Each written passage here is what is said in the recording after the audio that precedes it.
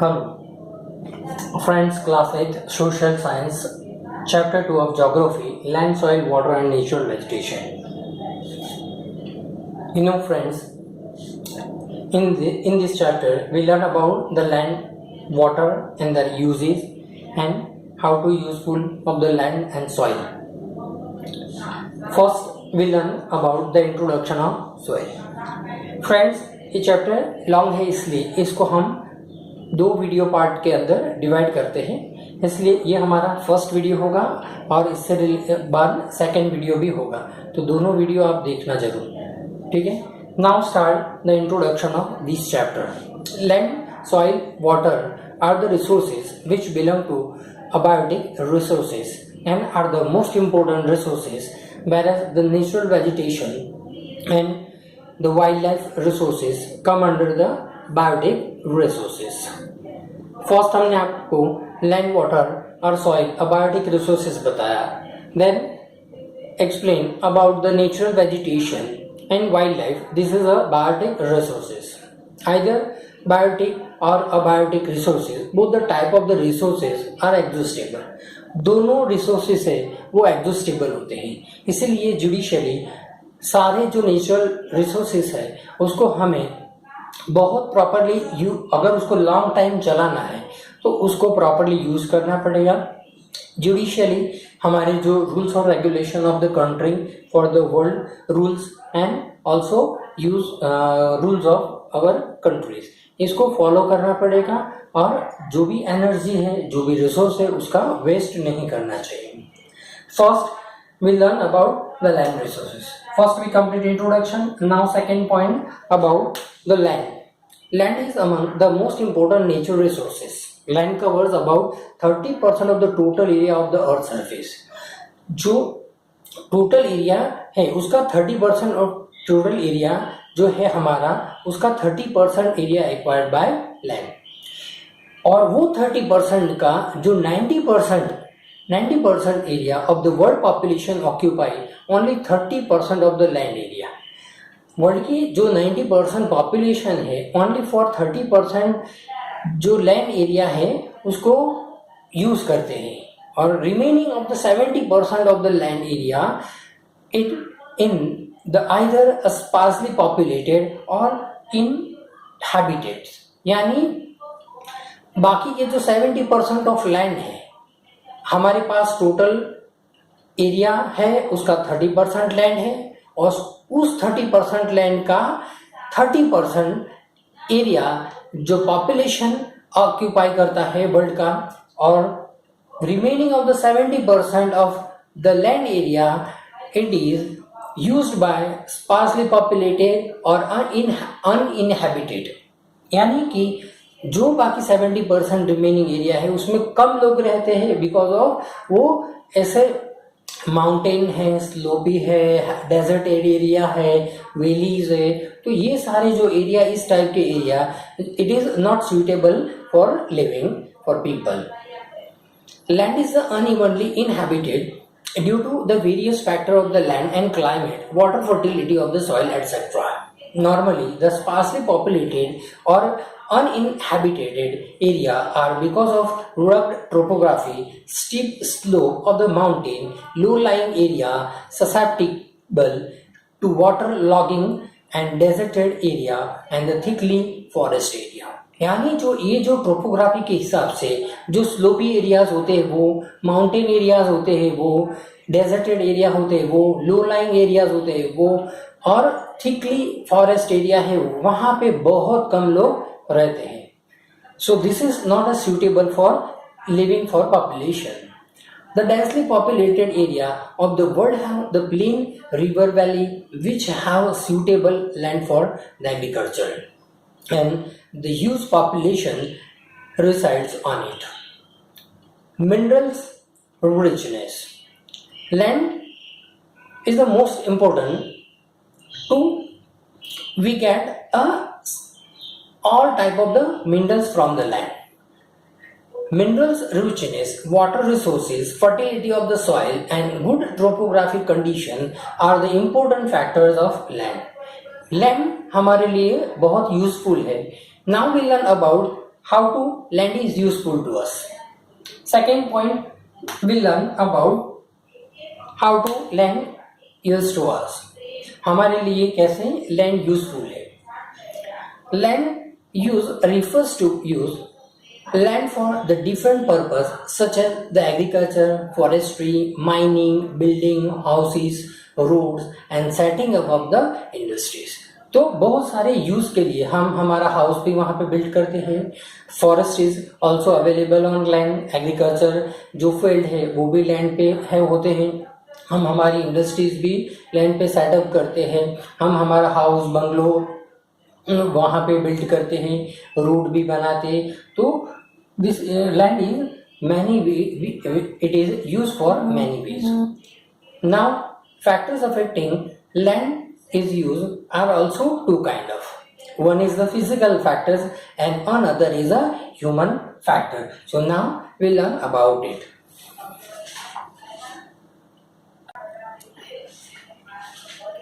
Now we learn about the physical factors. Physical factors, it includes the topography, soil, climate, availability of water.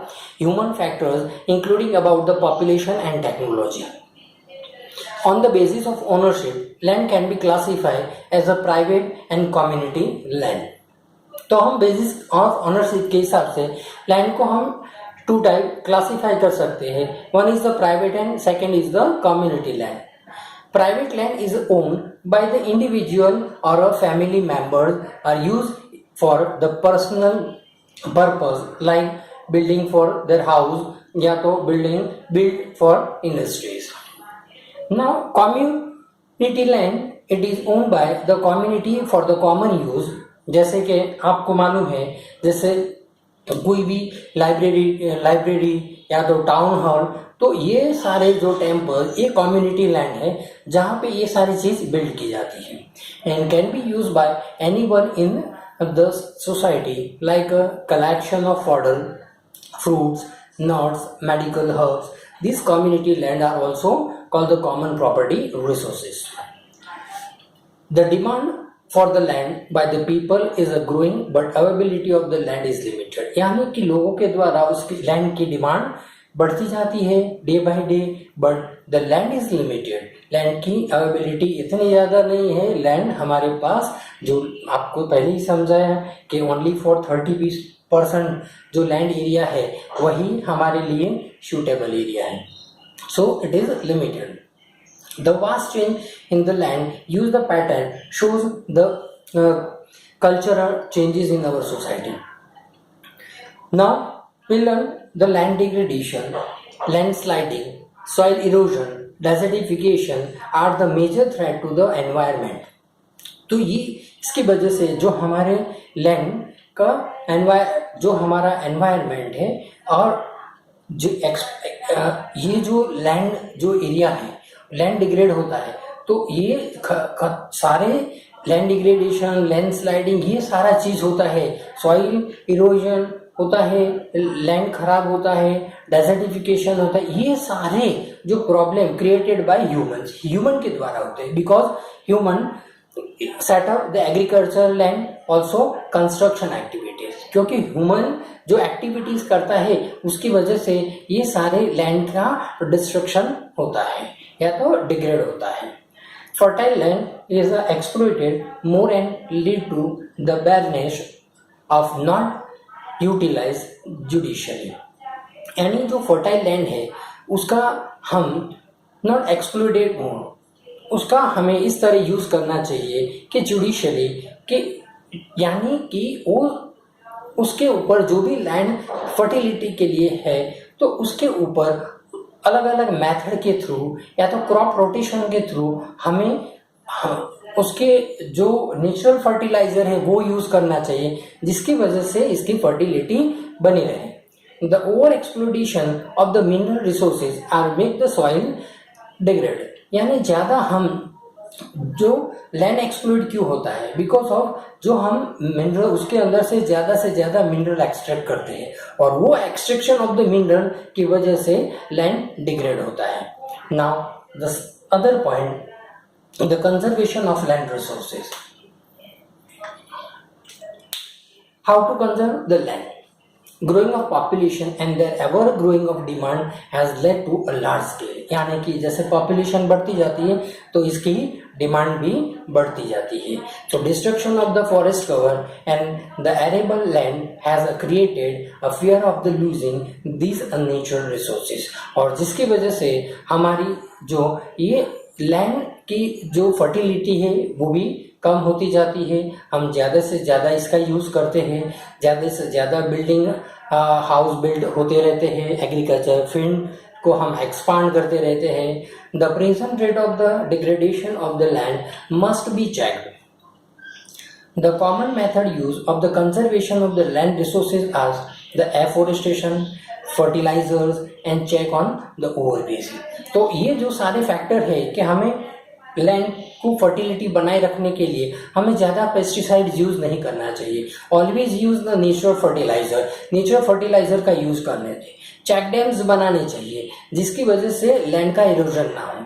By making the rules of the related of the soil and conservation, by making the farmers educated regarding the negative aspect of the overgrazing, यानी हमारे यहाँ का जो education भी हमें expand करना चाहिए, लोगों को गाइड करना चाहिए किस तरह फार्मिंग की जाती है, और उसी तरह जो एजुकेटेड फार्मर की तरह वो अलग अलग मेथड अप्लाई करेगा फार्मिंग सिस्टम में, तो उसकी वजह से लैंड डिग्रेडेशन कम होगा और लैंड की फर्टिलिटी रिमेन रहेगी and we preserve the soil and land. अब उसके बाद नेक्स्ट पॉइंट आएगा soil.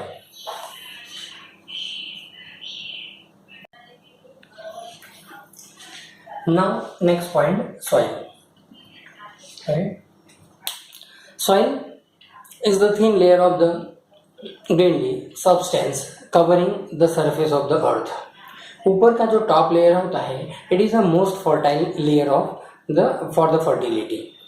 Soil is made up of the organic matter, minerals and withered rock found on the earth.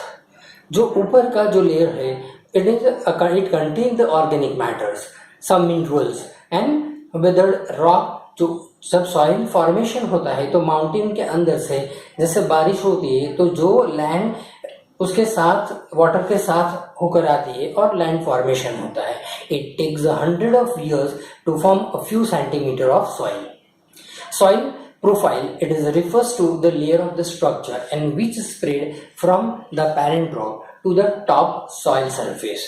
यानी soil जो प्रोफाइल है उसका स्ट्रक्चरल फॉर्म है उसमें ऊपर का पार्ट है it is a top soil, it is a most fertile layer.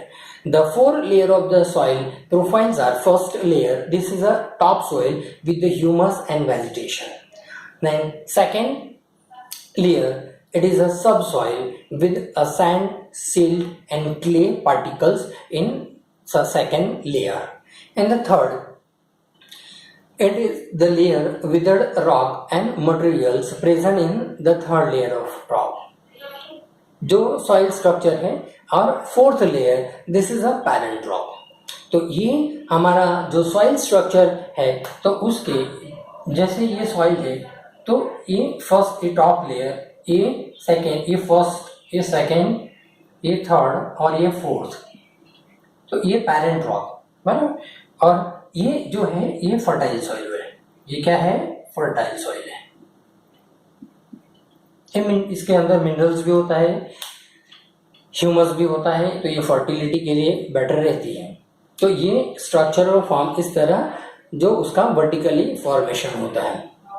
In the different geographical region a different soil can be observe. Various geo climatic region में the soil distinction and varied the fertility of the soil occurred. यानी कि अलग अलग जो land होती है हर एक की फर्टिलिटी अलग अलग होती है. आपको मालूम है हमारी जो लैंड फॉर्मेशन है अलग अलग, ह्यूमस है, हाँ, क्ले सॉइल है, सैंडी सॉइल है, ब्लैक सॉइल है, रेड सॉइल है. तो different type of the soil है, हर एक की फर्टिलिटी भी डिफरेंट है और different crops grown in the different type of the soil. एक ही टाइप की सॉइल में सारे क्रॉप्स ग्रो नहीं होते, तो हर एक क्रॉप्स के लिए डिफरेंट टाइप सॉइल चाहिए. वही सॉइल अगर जैसे जिसके अंदर कॉटन ग्रो करते उसी सॉइल के अंदर हम ग्राउंडनट नहीं ग्रो कर सकते. बिकॉज ब्लैक सॉइल है तो it is a good for cotton. Okay, तो ये आपको याद रखना पड़ेगा। Different type of soil are suitable for particular type of the crops. Now factor of soil formation. अभी ये हम यहाँ पे खत्म करेंगे ये वीडियो को। ओके, ये सेकेंड ये लास्ट पॉइंट हम कर लेते हैं। Okay, factors of the soil formation. The factor major factor of the soil formation are nature of the parent rock and the climatic factors. The other factor of the soil formation are the topography, role of the organic materials and time taken for the composition of the soil formation. ये सारे जो उसके ऊपर affect करते हैं factors, यानी कि topographic region, composition of the soil formation किस तरह होता है, वो ऑर्गेनिक मटेरियल, ये सारे उसके रोल पार्ट करते हैं। Parent rock determine the color, texture, chemical properties, minerals content, the permeability of the soil. Relief determines the altitude, the slope of the accumulation of the soil. Flora, fauna, microorganism affect the rate of the humus formation. Now, climatic determines the temperature, rainfalls, which influencing the rate of the weathering and the humus in the process of soil formation. Soil formation is not a result for only a single factor mentioned above. Okay, तो ये जो हमने factors देखे, तो ये soil formation के लिए ये एक सिंगल है, सारे फैक्टर्स अफेक्टिंग होते हैं। उसके अंदर सारे टेम्परेचर, विंड ब्लोइंग, रेनफॉल, तो ये सारे इसके साथ जुड़े हुए हैं। सो सॉइल फॉर्मेशन के लिए एक फैक्टर्स अफेक्ट नहीं करता, सारे फैक्टर्स उसके लिए अफेक्टिंग करते हैं। तो factors is a mixture of all the geo climatic factors are available. Now हमारा ये फर्स्ट वीडियो पार्ट हमने आपको इंट्रोडक्शन में फर्स्ट एक्सप्लेन किया कि what is in this lesson, कि इस लेसन के अंदर क्या इंक्लूडिंग होगा। तो हमने आपको उसके अंदर बायोटिक अबायोटिक के बारे में बताया, सारे land formation, animal, natural plant, natural vegetation, water, land, soil, हर एक चीज़ इसके अंदर आने वाली है, उसके यूजेस आने वाले हैं, फैक्टर्स और responsible for the soil formation वो भी आने वाले। तो ये सारे पॉइंट्स हमने आपको एक्सप्लेन किया। अब ये फर्स्ट वीडियो हमारा यहाँ तक हुआ है। नेक्स्ट टाइम हम यहाँ से ये पॉइंट से स्टार्ट करेंगे, degradation of soil and conservation of major से। तो ये हमारे जो 6 पॉइंट बाकी है, तो हम इसको डिस्कस वीडियो पार्ट 2 में डिस्कस करेंगे। Okay, bye friends, subscribe my video and share more student. Okay, bye friends.